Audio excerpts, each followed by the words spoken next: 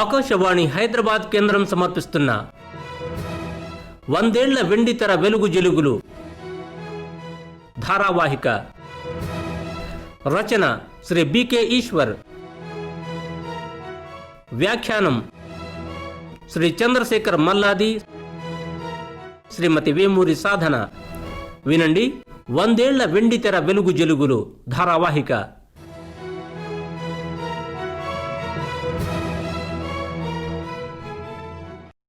Cinema మూకీగా ఉన్నప్పుడు నిశ్శబ్ద అద్భుతం, టాకీ కాగానే మాట్లాడే ఆశ్చర్యం, బ్లాక్ అండ్ వైట్లో వెలుగునీడల ఆట, రంగులద్దగానే వెలుగు జులుగుల సయ్యాట. 100 ఏళ్ల వెండితెర వెలుగు జులుగుల్లో అలా అలా అడుగులేసుకుంటూ మన దేశం చిత్రం వరకు వచ్చాం.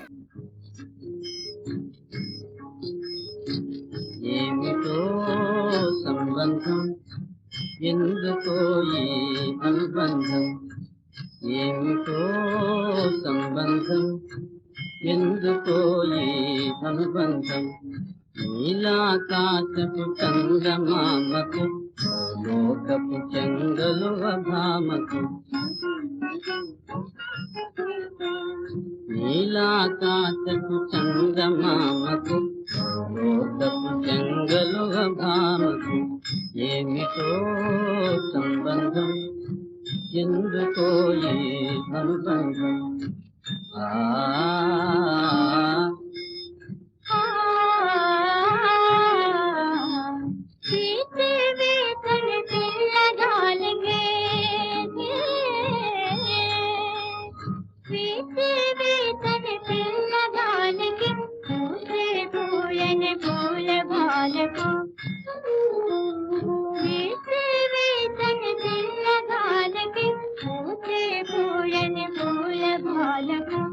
ఎందుకో అనుబంధం అంటే అదే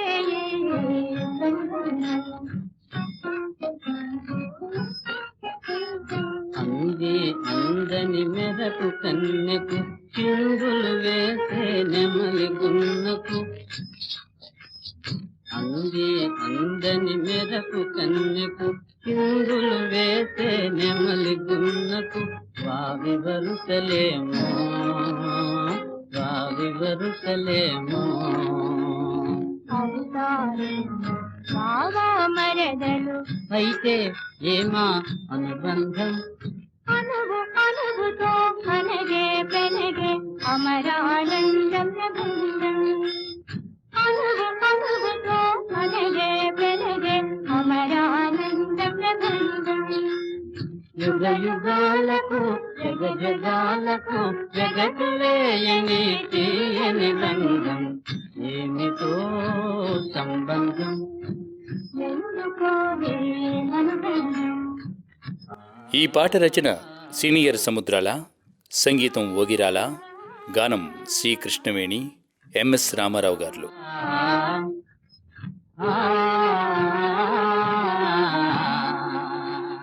మన దేశం చిత్రం ఓ వెండితెర వేలుపు సినీ ప్రస్థానానికి ప్రారంభం. ఈ చిత్రకథ స్వాతంత్రోద్యమ నేపథ్యంలో నడుస్తుంది. దర్శకులు ఎల్వి ప్రసాద్ గారు. ఇక అవతరించండి. దర్శకుడు ఎల్వి ప్రసాద్ గారి ముందుకు వెళ్ళి ఆ కొత్త నటుడు పోలీస్ ఆఫీసర్ గెటప్లో టీవీగా నిలబడ్డాడు. చూడు బాబు, ఈ సన్నివేశం ఏమిటంటే, వీళ్లంతా స్వాతంత్రోద్యమానికి సంబంధించిన కాంగ్రెస్ కార్యకర్తలు. అందరూ కలిసి హడావిడి చేస్తూ ఉంటే నువ్వు నీ పోలీస్ బలగంతో దిగావు. వీళ్ళందరినీ చెల్లాచెదురు చేయడానికి లాఠీ చార్జీ చేస్తావన్నమాట. నువ్వే సీన్లో సీరియస్గా కనిపించాలి అని ప్రసాద్ గారు ఆ సీనును వివరించారు. పొజిషన్ ఏమిటో చెప్పారు. వెంటనే ఆ నటుడి ముఖం మీద సీరియస్నెస్ ఆవరించింది. ఎస్ సార్ అన్నాడు. కెమెరామన్ రెడీగా ఉన్నాడు. డైరెక్టర్ గారు యాక్షన్ అన్నారు. అంతే. ఆ నూతన నటుడు ప్రళయకాల రుద్రుడిలా విజృంభించి 4 వైపులా పరిగెడుతూ దొరికిన వాళ్లనల్లా లాఠీతో చితకా మతకా ఉతికేస్తూ ఉంటే వాళ్ళు లబోదిబోమని తలో వైపుగా పారిపోసాగారు. ప్రసాద్ గారికి క్షణకాలం ఏమీ అర్థం కాలేదు. అసలు కెమెరా పొజిషన్ ఏమిటి, అందులో ఏ మేరకు ఆర్టిస్టులు కనిపిస్తారు, అయినా అలా మనుషుల్ని నిజంగానే బాధేయడం ఏమిటి అని జుట్టు పీక్కున్నంత పనిచేసి కాట్ అని అరిచారు. అయినా ఆ నటుడు లాఠీబాదుడు మానడం లేదు. అప్పుడు సహాయ దర్శకులు గబగబా వెళ్లి అతి కష్టం మీద ఆయన ఆపారు. ఏమిటయ్యా ఇది అన్నారు డైరెక్టర్ గారు కాస్త కోపంగానే. పోలీసులు లాఠీచార్జ్ అంటే ఇలాగే చేస్తారు సార్ అన్నాడు ఆ నటుడు అమాయకంగా. అప్పుడు ప్రసాద్ గారికి అతను కొత్త నటుడన్న సంగతి గుర్తుకొచ్చి నటనంటే నిజంగా కొట్టడం కాదని, కొట్టినట్లుగా నటించాలని, నటులు కెమెరా పరిధిలోనే ఉండాలని, దాటిపోకూడదని, ఆ సాంకేతికపరమైన విషయాలన్నీ విడమర్చి చెప్పారు. అప్పుడు ఆ నటుడు సారీ సార్, ఈసారి కరెక్ట్గా చేస్తాను అని హామీ ఇచ్చాడు. మళ్లీ ఆ షాట్ తీయడానికి ఆ కార్యకర్తల్ని తీసుకురమ్మని అసిస్టెంట్ డైరెక్టర్లని పంపిస్తే అప్పటికే ఆ లాఠీ దెబ్బలకు తాళలేక కొందరు ఆస్పత్రికి పారిపోయినట్టు తెలిసి అతి కష్టం మీద మళ్లీ వాళ్ళందర్నీ సమీకరించి తర్వాత ఆ సన్నివేశం తీశారు. అంతగా పాత్రలో జీవించిన ఆ కొత్త నటుడు ఎవరో కాదు, మనిషై పుట్టినవాడు కారాదు మట్టి బొమ్మ, పట్టుదలే ఉంటే కాగలడు మరో బ్రహ్మ. చిత్రసీమలో ఎంతో చరిత్ర సృష్టించిన మన ఎన్టీఆర్ గారే మన దేశంలో ఆయన పోలీస్ ఆఫీసర్ పాత్రతో చిత్రరంగ ప్రవేశం చేసి తన నట జీవిత భవిష్యత్తుకు పునాది వేసుకున్నారు. ఆ చిత్రంలో నారాయణరావు హీరో పాత్ర ధరించారు. కొంతకాలం తర్వాత హీరో పాత్రలు వేసిన సిహెచ్ నారాయణరావు గారు క్యారెక్టర్ పాత్రలు ధరించవలసి వచ్చింది. క్యారెక్టర్ యాక్టర్గా ప్రవేశించిన ఎన్టీఆర్ విజయవారి షావుకారు, దీపావళి దీపావళి దీపావళి దీపావళి ఇంకింత ఆనంద దీపావళి ఇంకింత ఆనంద దీపావళి మాయింత మాణిక్య కలికావళి మాయింత మాణిక్య కలికావళి దీపావళి దీపావళి దీపావళి దీపావళి దిలుగుల వనువల అల్లుళ్ళ తలుపు పూసుళ్ళ కులుపు పలుకుల వయ్యాది వదినెల వన్నెలు పలుకుల వయ్యాది వదినెల వన్నెలు మురిసి పొడు తిన్నెలు రంగు మతాపుల శోభావళి రంగు మతాపుల శోభావళి. ఆ పాట షావుకారు చిత్రంలో ఘంటసాల సంగీత సారథ్యంలో ఆర్ బాలసరస్వతి, పి శాంతకుమారి గారు పాడారు. ఇది సీనియర్ సముద్రాల వారి రచన. బిఏ సుబ్బారావు గారి పల్లెటూరి పిల్ల, శాంత వంటి పిల్లలేదోయి లేదోయి శాంత వంటి పిల్లలేదోయి లేదోయి జగమంత వెదకినా లేదోయి లేదోయి లేదు లేదోయి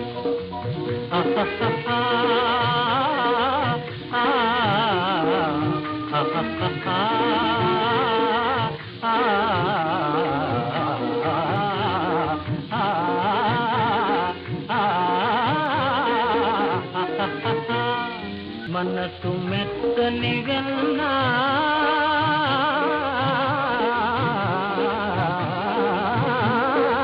గుణములన్నీ తమిన్నా గుణములన్నీ తమిన్నా గర్వమన్నకున్నా కలికి రూపము గన్నా. ఈ పాట పి ఆదినారాయణరావు గారి సంగీత సారథ్యంలో ఘంటసాల గారు ఆలపించిన పల్లెటూరు పిల్ల చిత్రంలోది. తాపి ధర్మారావు గారు, నాయుడు గారు ఈ చిత్రానికి పాటల్ని అందించారు. సాధనా వారి సంసారం చిత్రాలలో హీరోగా ఎన్టీఆర్ గారే తన ప్రస్థానం ప్రారంభించి విజయవంతంగా కొనసాగారు. 1950వ దశకంలోనూ విడుదలైన సంసారం చిత్రంలో ఘంటసాల గారు పాడారు. సుసర్ల దక్షిణామూర్తి వారి సంగీతం, సీనియర్ సముద్రాల వారి సాహిత్యం.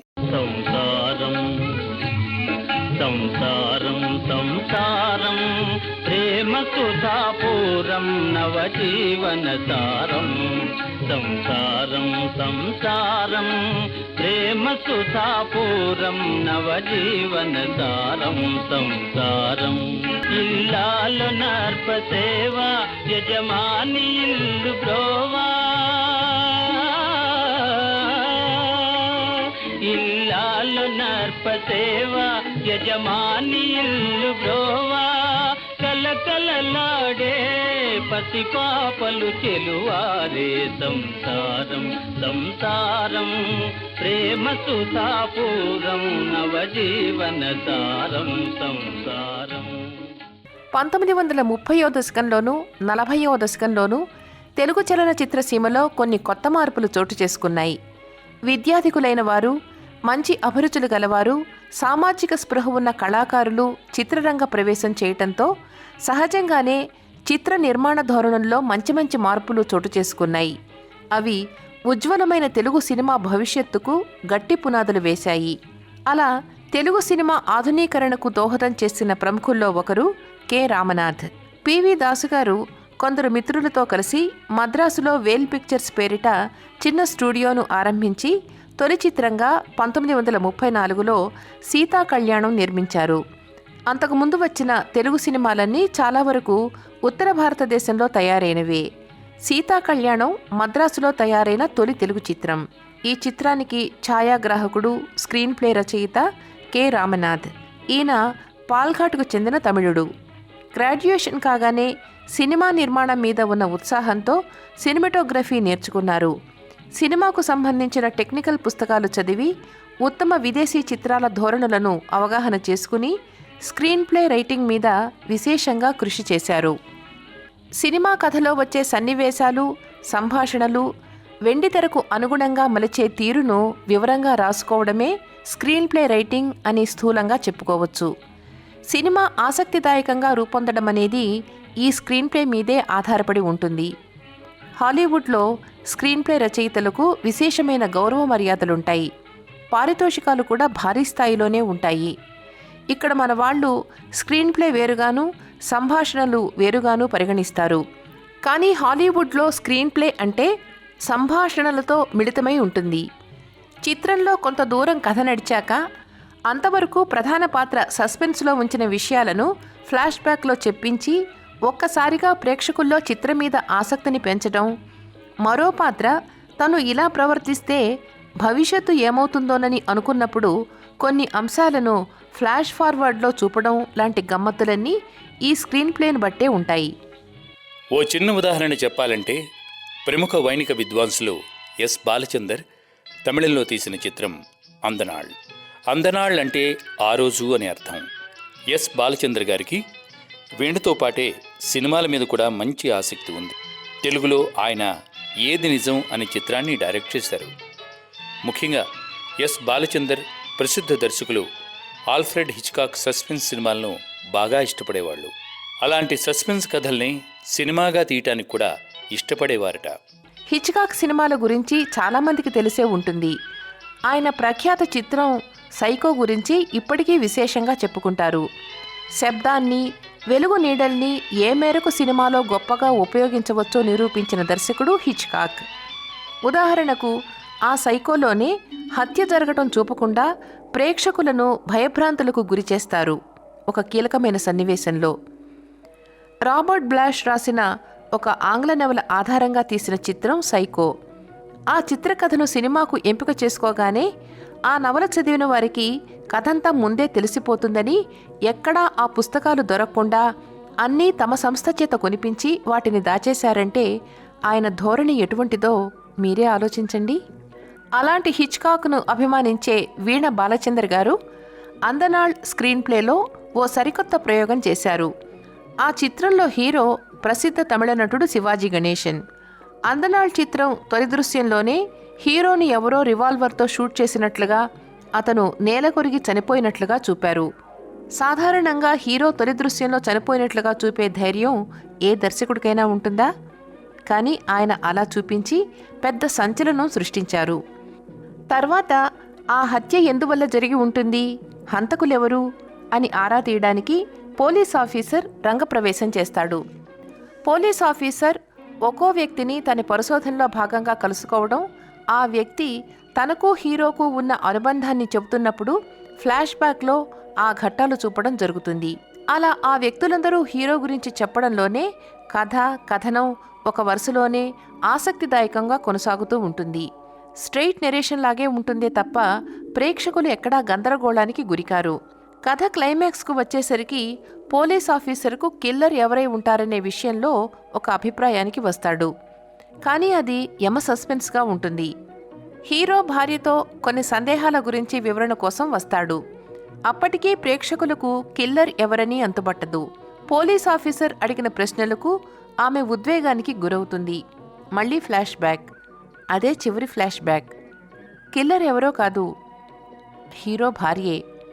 ఆ ముగింపు అలా చూసేసరికి ప్రేక్షకులు థ్రిల్ అయిపోతూ కరతాళ ధ్వనులు చేస్తారు. మరో విశేషం ఏమిటంటే ఆ సినిమాలో ఒక్క పాట కూడా లేకపోవటం. పాట లేకపోయినా పాట లేదన్న సంగతి మర్చిపోయి అంతగా చిత్రంలో లీనమైపోతారు ప్రేక్షకులు. ఇదంతా స్క్రీన్ ప్లేలోని గొప్పతనమే. 50వ దశకంలోనే ఈ చిత్రాన్ని ఏవిఎం సంస్థ వారు తీశారు. తన ఇమేజ్ గురించి పట్టించుకోకుండా శివాజీ గణేశన్ ఇలాంటి నెగటివ్ పాత్రలలో కూడా అప్పుడప్పుడు నటించేవారు. స్క్రీన్ ప్లే బాగున్నప్పుడు చిత్రం ఆసక్తిదాయకంగా ఉంటుంది. అందువల్ల అది ప్రయోగాత్మకంగా ఉన్న ఆ కొత్తదనాన్ని ప్రేక్షకులు హర్షిస్తారని ఆ చిత్ర విజయం రుజువు చేసింది. తాజాగా మనం చెప్పుకోవాలంటే 2 ప్రధాన పాత్రలతో దర్శకులు నీలకంఠ గారు షో అనే తెలుగు చిత్రాన్ని ప్రయోగాత్మకంగా ఆసక్తిదాయకంగా మలిచారంటే అది ఆ స్క్రీన్ ప్లేలో ఉన్న ప్రత్యేకతే.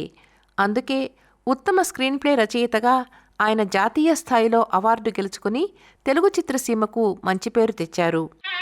సినిమా ఓ సమిష్టి కృషి. ఆ కృషిని 100 ఏళ్ల వెండితెర వెలుగుగా మీకు అందించే ఓ చిన్న ప్రయత్నమే ఈ కార్యక్రమం. కథ, కళ, కూర్పు కలిపితేనే సినీ కథా కథనం. అనగా అనగా ఓ సినిమా కథ. అద్భుత ఆవిష్కరణకు శ్రీకారం, దర్శక దిశానిర్దేశం.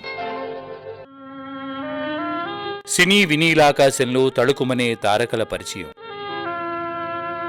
పదానికి పాటను కూర్చే గేయ రచయిత గుండెని పలికిస్తే చిత్రాలలో విచిత్రాలు.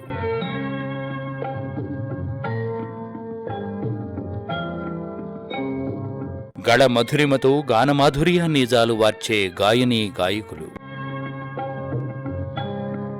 పలికే గోరుంకలు, గాత్రదానం చేసే డబ్బింగ్ ఆర్టిస్టులు.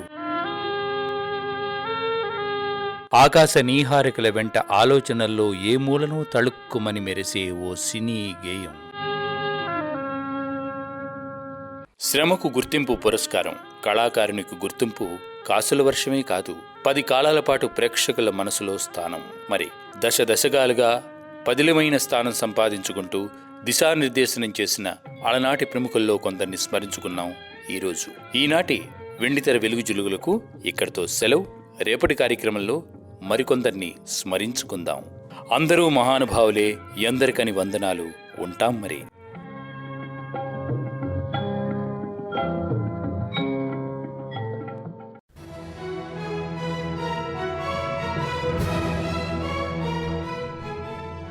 ఇంతవరకు ఆకాశవాణి హైదరాబాద్ కేంద్రం సమర్పిస్తున్న 100 ఏళ్ల వెండితెర వెలుగు జిలుగులు ధారావాహిక విన్నారు. వ్యాఖ్యానం శ్రీ చంద్రశేఖర్ మల్లాది, శ్రీమతి వేమూరి సాధన. రచన శ్రీ బికే ఈశ్వర్. నిర్వహణ శ్రీ చంద్రశేఖర్ మల్లాది.